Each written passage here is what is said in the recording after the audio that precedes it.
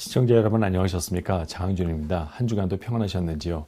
요즘에 나쁜 바이러스가 유행하고 시국이 어수선한데 여러분들께서는 어떻게 지내시는지요? 저는 여러분 모두가 항상 건강하고 행복하시기를 바랍니다. 각별히 건강에 유념하셔서 절대 신종 코로나 바이러스에 걸리는 분들이 한 명도 없었으면 하고요. 오늘은 제가 굉장히 중요한 정보, 약간의 좀 충격적인 정보고요. 저는 개인적으로 제가 이 논문을 보고서 굉장히 충격을 받았는데 오늘 간략한 저널 리뷰를 해보고 이 저널에 있는 내용을 통해서 우리가 앞으로 뭘 예측할 수 있는지, 오늘도 그 신종 코로나 바이러스 19에 대한 얘기를 계속 하는데, 지금 많은 분들이 이 바이러스 때문에 빨리 백신을 만들어야 된다, 치료약을 개발해야 된다, 그리고 심지어는 그 세계적인 그 거부 누구죠? 빌 게이츠인가요? 그분이 그 백신 개발에 굉장히 큰 돈을 헌금하셨다는 얘기를 들었습니다. 그래서 많은 분들이 빨리 이 백신이 개발되면 좋지 않겠느냐라는 얘기를 하시는데, 이 논문, 제가 이 논문을 보고 너무나 큰 충격을 받았어요. 이 논문이 어디서 나온 거냐? 네이처 메디슨이라는 저널이 있습니다. 혹시 여러분들 그 세계적인 과학 저널 그 네이처 아시죠? 그 네이처에는 네이처만 있는 게 아니고 그 자매지들이 많거든요. 그 중에 하나가 바로 네이처 메디슨인데 이것도 꽤 좋은 저널입니다. 여기에 2015년도에 나온 논문인데, 먼저 이 논문의 저자들을 좀 볼 필요가 있어요. 여기 보면은 항상 이 논문을 볼 때는 제1저자하고 맨 마지막에 있는 이 두 저자가 제일 중요합니다.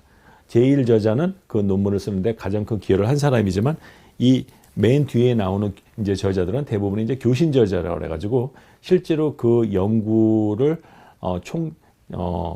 지휘한 그 책임자라고 볼 수가 있죠. 보통 이제 PI라고 그래요. 프린시팔 인베스티게이터. 보통 보면 이분들이 교신 저자로 돼 있고 무슨 모든 콜스판던스 연락은 이 사람한테 해라 해서 그 이메일이 나와 있거든요. 근데 여기 교신 저자를 보면 굉장히 특이한 분들이 두 분 있는데, 그 중에 한 분이 바로 쟁글리 리 시라는 분이에요. 딱 이름을 들어보니까 이분은 중국 분이고, 그 다음에 랄프 바릭이에요. 그래서 이 두 분이 소속된 연구소를 보니까 상당히 흥미로운 게 발견되는데, 이 쟁글리 리 시라는 분은 어디 소속인고 하니, 여기에 보니까는 Key Laboratory of Special Pathogens and Biosafety, 우한 Institute of Virology, Chinese Academy of Sciences, 우한, 차이나 이렇게 나와 있네요. 즉 다른 말로 하면 우한 바이러스 연구소다. 지금 오늘날 이 모든 사태가 터진 그 유명한 도시 있죠. 우한이라는 곳에 이 바이러스 연구소가 있대요. 거기에서 아마 거기 소속의 과학자죠. 이분하고 그 다음에 랄프 베릭이라는 분은 누구냐면은 University of North Carolina, 노스캐롤라이나에 가시면은 아주 명문 대학이 있습니다. 거기 그 대학이요, 이 에피데미올로지, 즉 역학, 감염병 이런 미생물이 굉장히 강하거든요. 거기에 이제 그 교수로 돼 있고요. 이 두 분이 교신 저자로 돼 있으니까 사실상 이 연구를 주도한 사람이고, 그 다음에 이 연구를 하는 데 있어서 모든 그 일을 추진한 사람들은, 그러니까 막상 그 워크를 한 사람은 바로 일 저자라고 볼 수가 있죠. 그런데 이게 상당히 재밌는 게, 우한 바이러스 연구소와 미국의 합동 연구로 2015년도에 이 바이러스 모델을 만들었어요. 즉 이게 무슨 말이냐, 바이러스 모델이 이게 무슨 말입니까? 무슨 인공지능이나 컴퓨터를 이용한 게 아니고 실제로 지금 유행하는 바이러스와 비슷한 코로나 바이러스를 유전자 재조합을 통해서 만들었고, 이걸 통해 가지고 이분들이 이거에 대한 치료법과 백신을 개발하려고 했다는 거죠. 그 목적은 굉장히 좋은 목적이에요. 근데 이분들이 대단한 게 2015년도에 오늘날과 같은 일이 생길 거라고 여기 정확하게 예측이 돼 있어. 난 그래서 깜짝 놀랐어요. 아니, 지금까지 의학 저널을 보고 제가 이렇게 소름 끼치는 적은 없었는데, 이 논문을 보는 순간, 아니 어떻게 이분들은 2020년에 이런 일이 있을 것을 정확하게 여기 좀 예언했거든요. 예언이 아니고 예측을 했어요. 제안을 했다는 거죠. 앞으로 이런 게 출현할 것이다라고, 자기들의 실험 결과를 바탕으로. 그래서 이분들이 여기서 무슨 실험을 했냐면은 상당히 재밌는 게, 그 중국에 무슨 박쥐가 있대요. 이게 말굽 박쥐.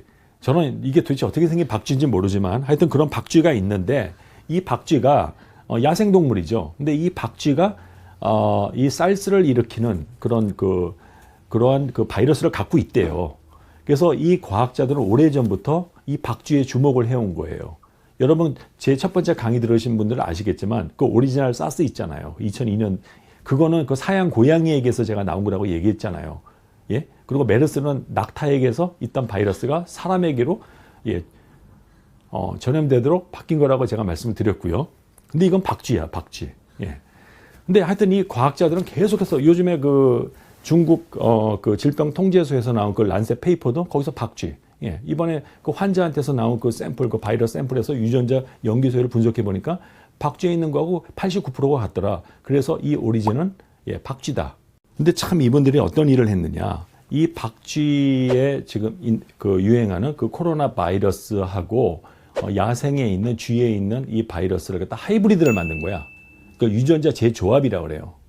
그래서 이거를 보고 이제 뭐라 그러냐, 리버스 제네틱스라고 그래요. 여러분 이게 좀 어려운 내용인데 여기서 키워드는 리버스 제네틱스거든요. 제가 최선을 다해서 리버스 제네틱스가 뭔지 설명해 드릴게요. 리버스란 말이 뭐예요? 거꾸로 간다는 거 아니에요. 그 반대말은 forward, 앞으로 간다는 거 아니야. 리버스는 차가 후진할 때처럼 아래다 놓으면 후진하죠. 그럼 리버스 제네틱스가 뭐냐? 무슨 테크닉이냐?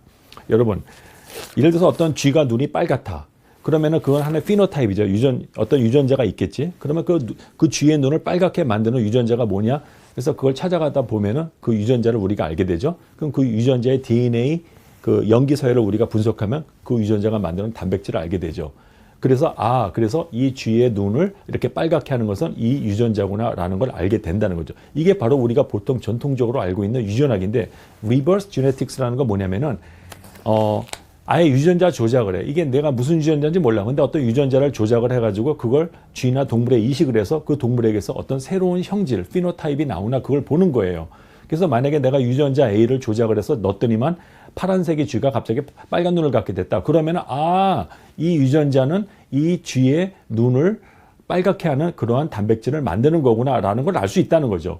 그리고 어떻게 하냐? 그럼 이 유전자를 갖다가 기존에 알려져 있는 유전자 데이터베이스에 있는 소위 시퀀스를 같이 비교를 해서 알고 보니까 이 유전자가 B라고 하는 유전자하고 서열이 80%가 같더라. 근데 그 B라고 하는 유전자가 만드는 단백질은 이러한 단백질이 있다. 그러면 그러면 이 유전자도 그와 비슷한 단백질을 만드는구나 라는 걸 알 수 있다는 거죠. 예.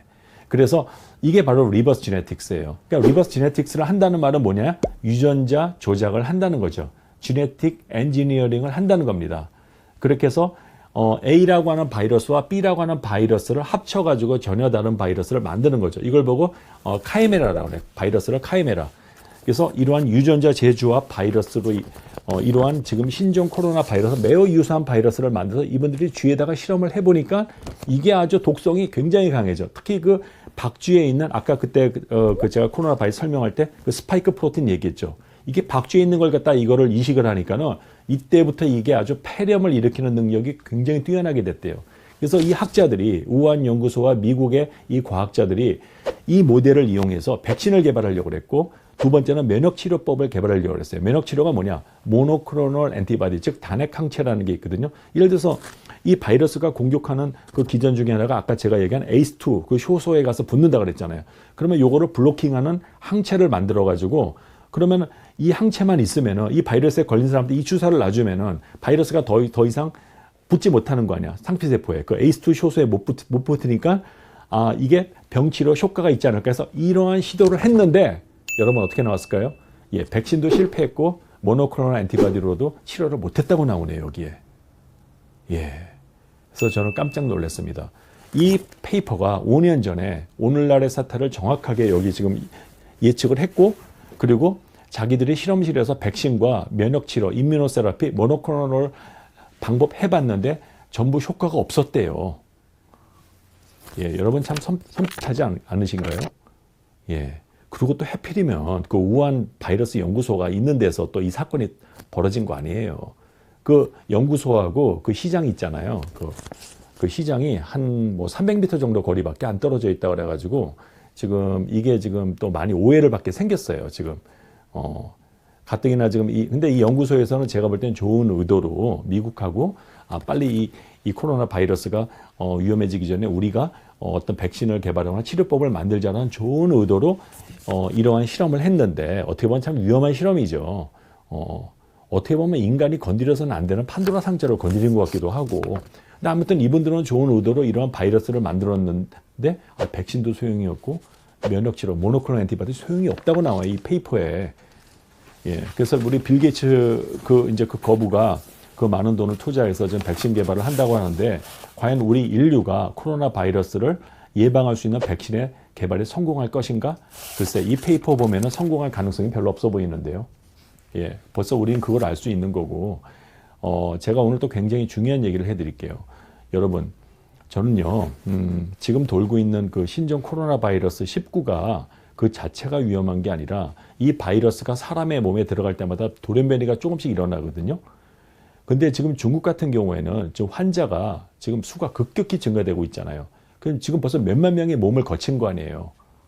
제가 한 가지 제안을 하는데 지금 최근에 발견된 그걸로 사망한 중국 사람 폐에서 그 바이러스를 검출해서 유전자 그 염기 서열을 한번 시퀀싱을 해보세요. 그거하고 초기에 발견된 한국에 그 격리한 사람들이 있잖아요. 그 사람들 샘플 혹시 있다면 그 유전자하고 지금 그걸로 죽은 중국인 그 몸에서 나온 그 바이러스 유전자 서열을 비교해서 돌연변이가 몇 프로가 일어났나 보세요. 제가 볼 땐 상당히 많이 일어났을 것 같아요. 이미 6만 명의 중국인들 몸을 거쳤다면은 제가 볼 땐 이 바이러스는 이미 거의 새로운 걸로 바뀌었을 가능성이 크다는 거죠. 초기에 그 란셋에서 나온 페이퍼를 보면은 그 9명의 환자 몸에서 나온 그 바이러스 있잖아요. 1%씩 1에서 2%가 틀렸어요. 벌써 9명의 몸을 거쳤는데도 아니 그게 란셋에 나온다니까 1, 2% 차이가 있어요. 99%, 98% 같지만 1, 2% 틀렸어. 그 말은 뭐야? 벌써 9명의 몸을 지나쳤는데 벌써 바이러스가 변한 거예요. 그러니까 사람 한 명에 감염될 때마다 바이러스가 조금씩 바뀐다는 거예요. 그래서 내가 만약에 이거 걸렸다. 그래서 내가 옆에 애한테 옮겼어. 그럼 내 바이러스가 제 몸에 들어가면 또 한 1% 정도 바뀐다는 얘기지. 그럼 그 사람이 또 옆에 있는 사람 또 옮겼어. 그렇게 해서 만약에 1000명을 옮겼다? 그러면 처음에 시작한 건 이 제 몸에 있는 바이러스였는데 천 번째 환자의 바이러스는 어떻게 됐냐 이 말이지. 그 두 가지를 비교해 봤냐 이거예요. 이게 굉장히 중요한 거거든. 지금 PCR 가지고 이거 양성이다 음성이다 이것만 지금 다들 신경을 쓰고 있는데 왜 돌연변이가 얼마만큼 일어났고 이걸로 인해서 어너더 신종 코로나 바이러스가 온다는 거 왜 예측을 안 하는가. 제가 이건 너무 오버하는 건가? 글쎄 난 이 페이퍼 보고 이거 절대 이거 안심할 바이러스가 아닌 것 같은데 괜히 또 장항준이가 유튜브에서 이것도 괜히 또 쓸데없는 공포심 조장한다고 이거 그런 욕먹을 수 있지만 그래서 전 상관 안 해요. 이건 제 그냥 개인적인 제 견해인데 저라면은 정말 굉장히 무서워할 것 같아요. 이 바이러스. 이 바이러스가 지금 돌연변이가 일어나고 있는데 환자 수가 많지 않을 땐 괜찮아. 뭐 사스나 뭐 메르스 같이 몇천 명 괜찮아요. 한 번. 근데 지금 6만 명이 넘어가잖아요. 중국에서만. 그러면 그 많은 사람 몸을 거쳐서 이 바이러스가 돌연변이가 됐는데 어느 쪽으로 어떻게 돌연변이가 될지 모르잖아요. 이게. 이래서 이 환자 숫자가 중요하다니까. 2,000명인 거하고 2만 명인 거하고 20만 명인 건 틀려요. 글쎄 제가 볼 땐 10만 명 넘어가면 그건 재앙입니다. 팬데믹 정도가 아니고요. 이 바이러스가 2차, 3차, 4차 돌연변이에 의해서 다른 게 될 수가 있고 그때는 이게 진단에서 네거티브가 나올 수 있고 즉 false 네거티브. 즉 검사를 했는데 바이러스 환자야. 근데 검사에서 네거티브야. 그래서 그 사람 집에 돌려보내면 어떻게 될 거야? 지금 우리가 하고 있는 진단 방법의 센서티비티 조사해 봤습니까? 즉 이 검사를 내가 100명에게 했을 때 실제 환자가 100명인데 그중에 몇 명이 진짜로 확진되고 그리고 진짜 병이 있음에도 불구하고 false negative는 몇 케이스가 되나 이거 검사해봐야 되고 이게 지금 한두 개 문제가 아니에요. 이거 제가 볼 때는 제가 무슨 뭐 바이러스 전문가는 아니고 그래도 저는 내과 의사고 또 나름대로 기초과학을 공부한 사람으로서 이 논문을 봤을 때 이거 안심할 바이러스가 아니라는 거죠. 이거는 정말 모르겠어요. 앞으로 인류가 제가 볼 때는 어떤 신종 전염병 때문에 진짜 인류에 큰 위기가 온다면 제가 볼 때는 지구온난화도 아닌 것 같고 핵전쟁도 아닌 것 같아요. 무슨 경제전쟁도 아닌 것 같아요. 이 바이러스 때문에 인류가 앞으로 굉장히 어려워지고 이걸 치료하기 위해서 약이 동나는 시대가 곧 온다는 거죠. 그래서 정부에서는 지금부터 비상대책을 세우셔서 지금 뭐 이걸 치료할 수 있는 방법은 없지만 일부 에이즈 치료제가 이거에 효과가 있다는 얘기도 있으니까 지금부터 그런 약제들을 갖다가 국가 지원하여서 많이 생산해 가지고 여차하면은 중국의 지금 후베이성에 사는 것처럼 그냥 1차 진료나 아니면은 지금 응급실이나 지금 병원에서 최전선에 있는 의사들이 그냥 바로 무슨 DNA 일단 검사하지 말고 그냥 병이 의심되면 바로 약을 쓰는 거죠. 특히 항생제 중에서 아지스로마이신, 레보플록사신, 그다음에 오셀타미비아 같은 항바이러스 약, 그다음에 일부 에이즈 치료제 중에서 이 바이러스에 효과가 있다고 판단되는 약들은 지금부터 대량 확보하셔야 됩니다. 앞으로 이런 약들 구하기 굉장히 어려울 것 같고요. 그런 약들을 필요하면은 동네 내과에도 다 그냥 지원을 해서 약국을 거치지 않고 의사가 필요하면 그 자리에서 바로 환자한테 약을 줄 수 있는. 물론 지금이 그런 비상사태라는 건 아니에요. 그러나 그런 사태가 올 거에 대비하라는 겁니다. 예, 제가 볼 땐 중국이 지금 그렇게 해야 된다고 저는 생각해요. 물론 이게 가볍게 끝날 수도 있어요. 한 4월이 뭐 지나면은 뭐 수그러들 것이다. 뭐 그렇게 예측하는 분들이 있고, 전 제발 그러길 바랍니다. 저는 절대 비관론자가 아니고 음모론자도 아닙니다. 단지 합리적인 예측을 해보자면 이 바이러스가 4월이 지나서도 끝나지가 않고 더 제2차, 3차 돌연변이에 의해서 중국발 어너더 새로운 신종 코로나 바이러스가 출현할 수 있다는 겁니다. 그래서 우리는 거기에 대해서 대비를 해야 되고, 세계보건기구는 이거에 대한 대비까지도 하고 워닝을 해줘야 되는데 왜 이런 걸 하나도 안 하고 있는지 모르겠어.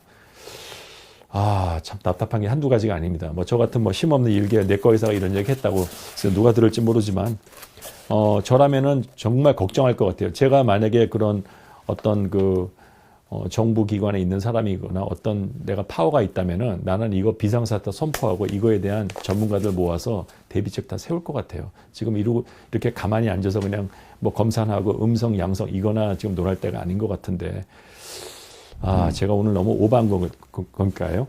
여러분들, 제가 오늘 무슨 여러분들 걱정하게 하려고 그런 게 아닌데, 참, 우리가 모르는 게 너무 많다는 거죠. 미국 질병통제에서도 그랬거든요. 그분들도 이번에 왜 중국을 거친 외국인들 14일, 이내 체류한 적이 있는 사람 못 오게 했잖아요. 어떻게 보면 굉장히 가혹한 것 같기도 해요. 예, 저도 뭐 중국인 친구들이 많은데. 근데 왜 CDC, 미국의 질병통제에서 그렇게 한 이유가 뭐냐면, 아직 우리가 모르는 게 너무 많다. unknown. 모르는 게 많아요, 이게. 심지어는 무증상자들 사이에도 감염이 될 수 있다고 그러잖아요. 잠복기가 있는 동안에는 아무 증세가 없어. 근데도 이게 전염을 시킬 수가 있대요. 이것만으로도 우리가 정말 이 바이러스에 대해서 무서워해야 되는 거 아닙니까? 물론 운이 좋아서 내 체질상 이 바이러스가 들어와서 별거 아닌 걸로 끝나는 사람들도 있겠지만, 그렇지 않은 사람들도 있잖아. 이 바이러스가 대유행하고 나면 아마 인류는 딱 갈라지겠지. 이 바이러스에 살아남은 인류와 그렇지 않은 인류로. 살아남은 인류는 유전자 체계가 코로나 바이러스에 굉장히 강한 사람들이겠죠. 그런 일은 절대로 생겨서는 안 되고, 여러분들은 어떻게 생각하시는지, 2015년도에 지금의 사태를 정확하게 예측한 이 페이퍼, 백신과 면역치료도 소용이 없었다고 하는 괴물 바이러스를 만든 전문가, 즉 미국과 이 중국의 이 과학자들이 만들었는데, 그래서 테스트해 보니까 굉장히 치료가 어려울 것 같다고 하네요. 그래서 여러분들 하여튼 각별히 건강 조심하시고, 하여튼 여러분들 다 무사하셨으면 좋겠습니다. 저는 하여튼 최선을 다해서 여러분들에게 필요한 정보를 계속해서 업데이트 해드리고, 지금 또 유튜브 상에 또 근거 없는 소문도 지금 많이 돌고 그러는데, 저는 최대한 제 얘기는 이러한 페이퍼를 근거로 해서 가급적이면 팩트에 바탕을 둔 말씀을 드리려고 하는 것이지, 절대 무슨 제가 무슨 지어낸 얘기나 그런 건 아닙니다. 그래서 가뜩이나 정보의 홍수 시대에 여러분들에게 양질의 정보를 드리는 게 저의 의무라고 생각을 하고, 그것이 저를 여러분들이 많이 격려해 주셨는데 그 은혜에 보답하는 길이라고 생각을 합니다. 하여튼 여러분들 건강하시고 다음 주에 다시 뵙겠습니다.